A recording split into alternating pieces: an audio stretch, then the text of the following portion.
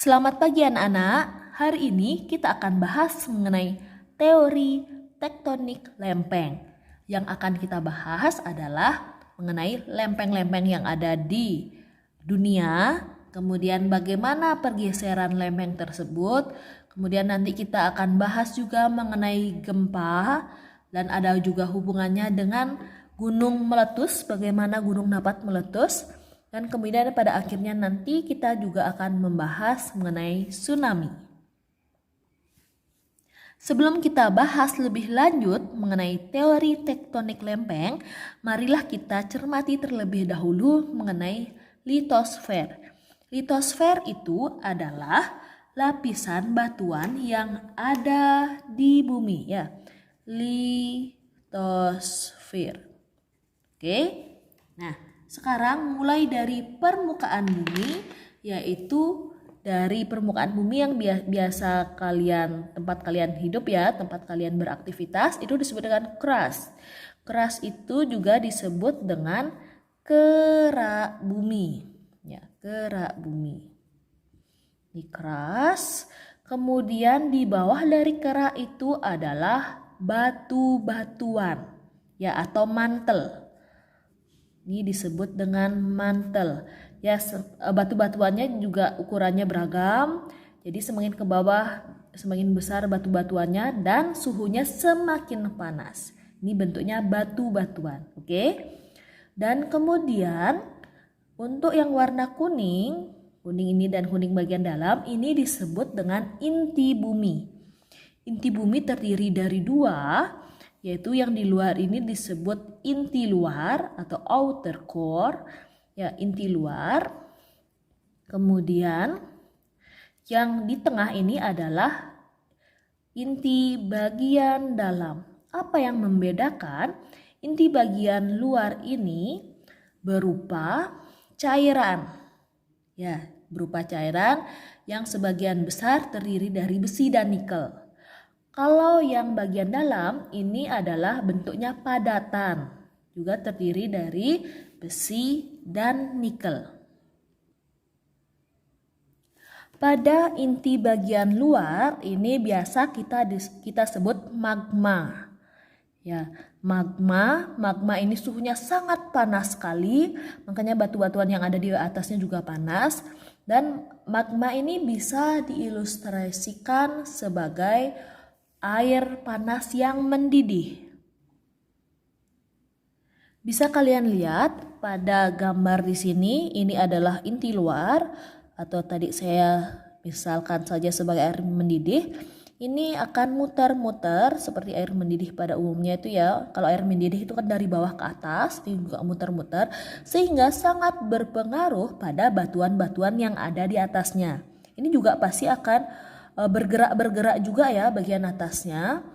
Ini juga akan bergerak-bergerak semua karena ada pergerakan dari dalam, apalagi pergerakan ini sangat besar sekali. Karena batu-batuan ini juga bergerak, maka akan timbul patahan-patahan. Ya, patahan-patahan. Nah, kemudian tadi Ibu lupa menjelaskan bahwa kerak bumi itu ada dua jenis. Ya, kerak bumi itu ada dua jenis. Oke, kita bahas lagi aja biar nggak lupa. Ini ketika permukaan bumi itu adalah sebuah daratan, itu disebut dengan kerak benua. Ya, disebut dengan kerak benua. Kemudian ketika berada di lautan seperti ini disebut dengan kerak samudra. Oke, kita lanjut lagi yang tadi. Ya. Jadi ini ada patahan-patahan, ya patahan-patahan dan patahan itu juga bisa berada di daratan, juga bisa berada di lautan. Ya maka ini adalah kerak samudra berarti ini laut, kerak benua berarti ini adalah daratan. Sekarang kita hubungkan antara lempeng dengan patahan. Ya. Jadi lempeng itu adalah bagian-bagian kerak bumi, baik kerak benua maupun kerak samudra yang mudah patah atau patahan. Jadi bagian bumi yang dapat bergerak. Ya, ini juga dapat bergerak karena ada aktivitas magma yang sangat besar yang berada di bawah patahan atau lempeng tersebut. Silahkan dicermati peta dunia yang ada di video ini. Ini adalah peta dunia. Silahkan dicermati dengan baik.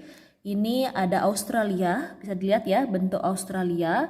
Kemudian Indonesia berada di sini. Oke. Kemudian ini lempeng Eurasia, berarti antara Asia dan Eropa.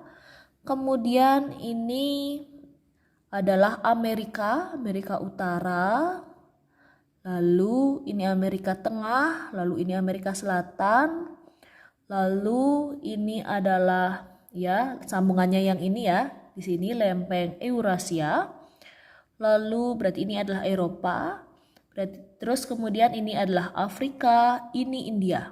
Oke, nah, silahkan dilihat yang di garis tebal ini adalah jalurnya lempeng. Jadi lempeng itu berkaitan kemanapun. Ya. Terus kalau kalian lihat di sini lempeng itu berada di sini ya. Kemudian coba kalian fokuskan di Indonesia. Ya, di Indonesia kita juga dilewati lempeng. Lempengnya berada di sini. Oke, berada di selatan. Ya, berada di selatan NTT, NTB, Bali, Jawa. Kemudian Sumatera. Nah, daerah-daerah ini adalah daerah yang rawan gempa. Apalagi kalau berada di laut, berarti daerah-daerah sini adalah rawan tsunami. Berarti daerah sini adalah daerah Samudra Hindia ya.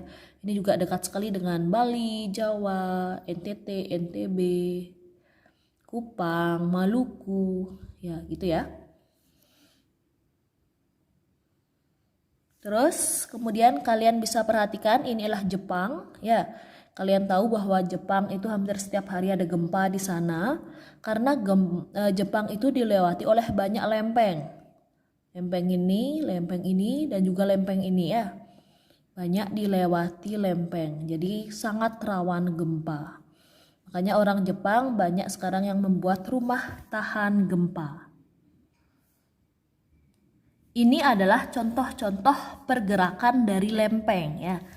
Ada yang bergerak naik, ada yang bergerak turun, ya naik atau turun seperti ini ya.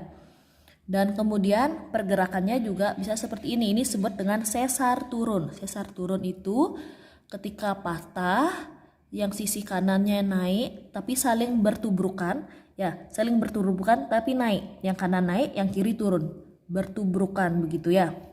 Kemudian yang sesar naik itu saling menjauhi. Jadi awalnya lurus ya. Awalnya lurus seperti ini kemudian menjauhi, yang kanan turun, yang kiri naik. Seperti ini ya. Yang kanan turun, yang kiri naik. Kemudian yang berikutnya adalah sesar mendatar. Hanya bergeser begini saja. Bergeser. Gitu ya, bergeser. Ini adalah ilustrasi jika terjadi pergerakan dari lempeng tersebut. Jadi kalau kedua lempeng saling mendekat dapat membentuk pegunungan. Pegunungan. Kalau saling menjauh dapat membentuk lembah yang sangat panjang sekali, ya membentuk lembah. Kemudian kalau misalnya tanahnya itu dibelah, strukturnya akan demikian. Harusnya ini strukturnya nyambung di sini ya, karena ada pergeseran, ini menjadi naik, ini menjadi turun dan sebagainya. Ini adalah penampakan batu-batuan ya yang sering bergerak. Makanya struktur batunya menjadi agak ini ya, bergelombang ya, berarti strukturnya bagian di sini ini naik ya, berarti ini bagiannya ini berarti turun ya, bergeraknya demikian. Kemudian ini adalah gambar dari atau foto dari pegunungan Himalaya ya. Kalian pasti sudah tahu bahwa pegunungan Himalaya itu adalah pegunungan tertinggi yang ada di dunia ya. Terus pegunungan ini terbentuk dari lempengan atau patahan-patahan yang saling mendekat. Kalian bisa bayangkan bagaimana dulu terjadinya lempeng-lempeng atau patahan tersebut saling mendekat. Pastinya dulunya terjadi gempa yang sangat dahsyat sekali sehingga menimbulkan pegunungan Himalaya. Kemudian ini adalah penampakan patahan dari San Andreas, ya, San Andreas. Ini saling membuka, ya, saling menjauhi dan menimbulkan adanya lembah. Ini sangat panjang sekali. Tadi Ibu sudah jelaskan mengenai pergerakan lapisan bumi, ya, saling mendekat, saling menjauh, timbulnya pegunungan, timbulnya lembah. Nah, akibat adanya pergerakan tersebut pastinya ada gempa bumi.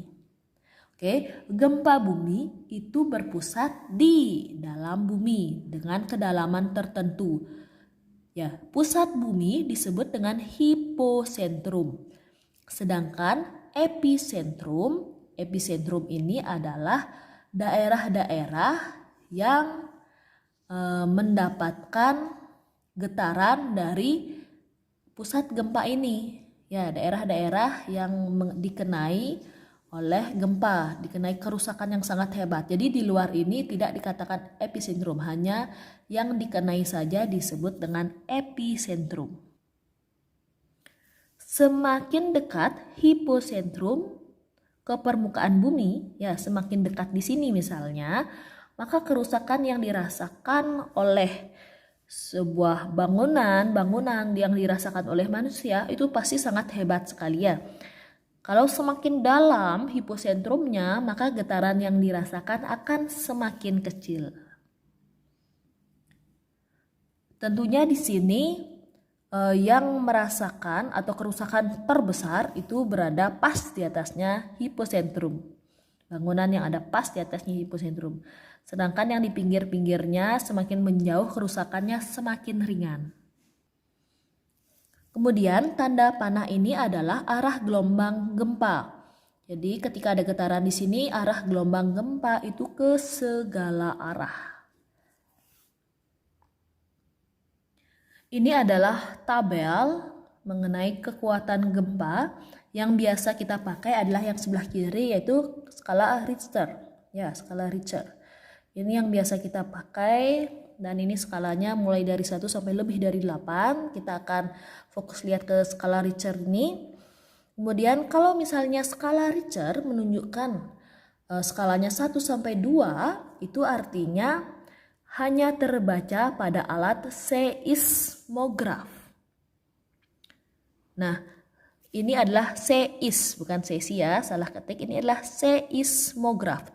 Seismograf itu adalah alat yang digunakan untuk menentukan apakah adanya gempa atau tidak.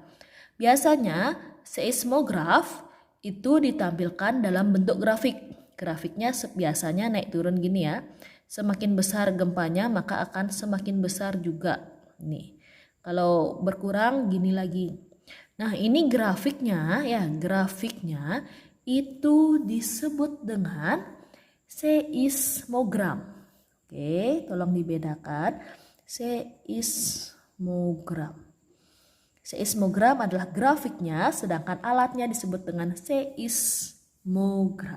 Oke. Sekarang kita lihat skala Richter menunjukkan angka 2 sampai 3. Ini masih sangat lemah. Dirasakan sedikit orang, terutama orang pada bagian atas bangunan bertingkat. Ya, semakin tinggi tingkatannya suatu lantai, yang berada di lantai paling atas itu akan merasakan lebih besar. Sangat merasakan adanya getaran yang ada di bumi kita. Kemudian untuk skala 3 sampai 4 ini masih digolongkan agak lemah. Dirasakan orang yang berada pada bangunan bertingkat, getaran seperti truk yang melintas. Ya, hampir sama seperti yang tadi. Kemudian kalau sudah 4, ini masih lemah, ya. Dirasakan banyak orang, perabot rumah tangga mulai tergoncang, benda yang tergantung berayung seperti ada truk yang menabrak bangunan. Ini yang dirasakan oleh seseorang yang berada tepat di atas hiposentrum. Kemudian 4-5 ini agak kuat, dirasakan setiap orang, perabot rumah tangga rusak, benda yang tidak stabil tergoncang, bergeser atau terbalik jatuh. Kemudian 5-6 ini sudah kuat ya, dirasakan setiap orang, sulit berdiri stabil, plafon retak atau jatuh, kemudian tembok retak pada tembok, plester tembok terkelupas. Oke, lanjut untuk yang keenam sangat kuat, kerusakan ringan pada bangunan berkonstruksi kokoh, pada bangunan berkualitas buruk mengalami kerusakan sedang. Ya, jadi bangunan-bangunan itu apalagi yang bangunan berkualitas buruk itu juga mengalami kerusakan sedang. Kemudian 6-7 dapat merusak, kerusakan ringan pada bangunan berkonstruksi kokoh, pada bangunan berkualitas buruk mengalami kerusakan sedang, besar atau rubuh. Kemudian kalau sudah mulai 7 sekian, kerusakan sedang berat pada bangunan berkonstruksi atau bangunan kokoh atau pergeseran fondasi, terdapat rekahan di permukaan tanah. Ya, tanah sudah mulai membuka. Kemudian 7-8 ini sangat hebat sekali.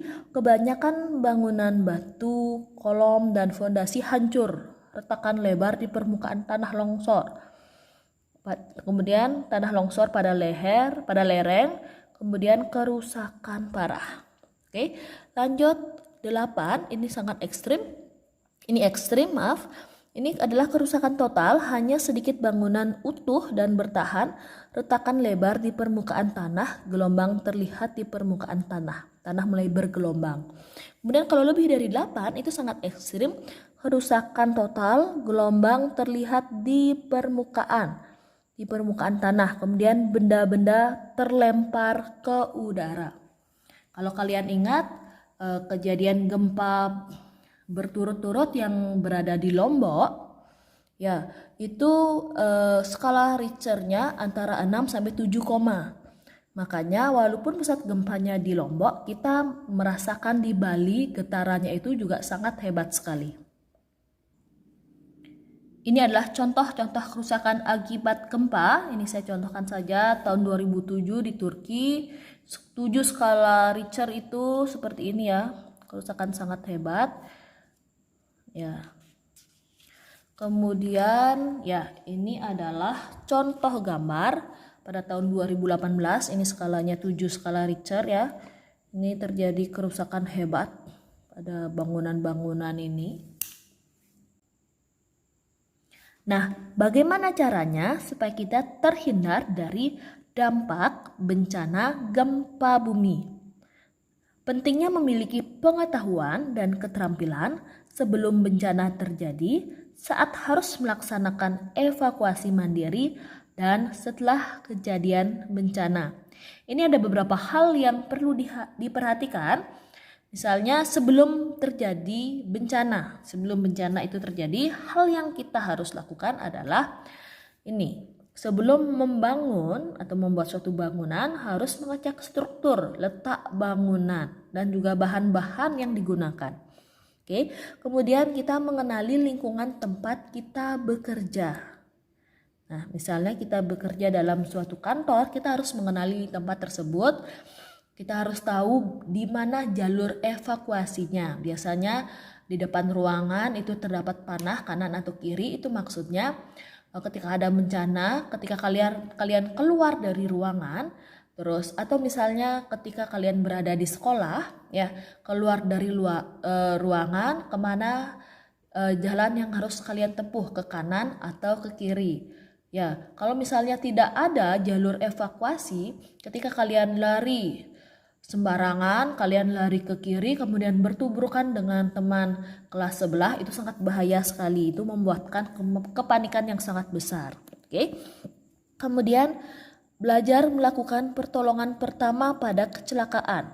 Belajar menggunakan alat pemadam kebakaran dan mengetahui nomor telepon penting.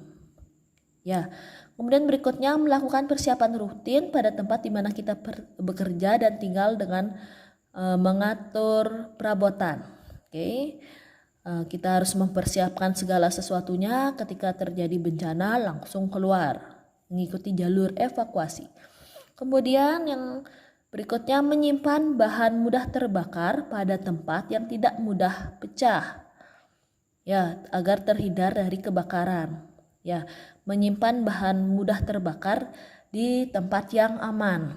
Kemudian ketika kalian mempunyai barang-barang yang mudah pecah, letakkanlah di tempat yang aman juga. Misalnya diletakkan yang paling bawah supaya ketika terjadi reruntuhan di atas, ya kaca-kaca itu tidak pecah dan tidak mengenai kepala kalian.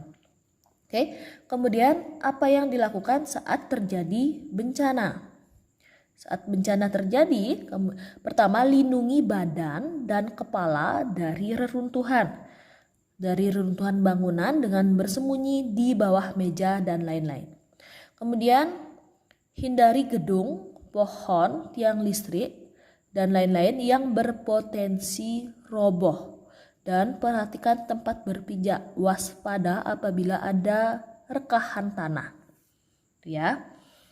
Dan kemudian ketika kalian berada di lautan, ya, ketika ada gempa, kalian harus menjauhi lautan tersebut, ya. Ketika berada di luar ruangan, misalnya, kalian jauhi, ya seperti tadi, pepohonan ini kalian jauhi, carilah tempat yang lapang. Kemudian, nah, ketika sesudah terjadi bencana, pertama yang harus kalian lakukan adalah keluar dari bangunan tersebut dengan tertib. Dengan menggunakan tangga biasa, jangan menggunakan tangga berjalan atau lift. Kemudian periksa apa ada yang terluka, lakukan P3K dan telepon atau mintalah pertolongan apabila terjadi luka parah pada orang-orang di sekitar. Kemudian memeriksa lingkungan sekitar, apakah terjadi kebakaran, kebocoran gas atau hubungan arus pendek listrik. Jadi di sini listriknya harus dimatikan dulu. Kemudian jangan bergegas memasuki bangunan yang sudah terkena gempa karena kemungkinan masih terdapat reruntuhan, dan jangan berjalan di daerah sekitar gempa jika kemungkinan terjadi bahaya susulan masih ada. Oke, berikutnya adalah dengarkanlah informasi mengenai gempa bumi dari radio apabila terjadi gempa susulan, dan jangan mudah terpancing oleh isu atau berita yang tidak jelas sumbernya. Jadi ketika terjadi gempa, sering-seringlah melihat informasi di media-media, boleh di TV, ya, boleh di radio, boleh di sosial media. Kalian boleh cari-cari di sana mengenai info-info bencana yang terjadi. Demikianlah materi yang kita bahas hari ini. Ingat like, komen, dan subscribe. Semoga materi hari ini dapat berguna bagi kalian. Oke, tetap semangat, semoga sehat selalu. Terima kasih.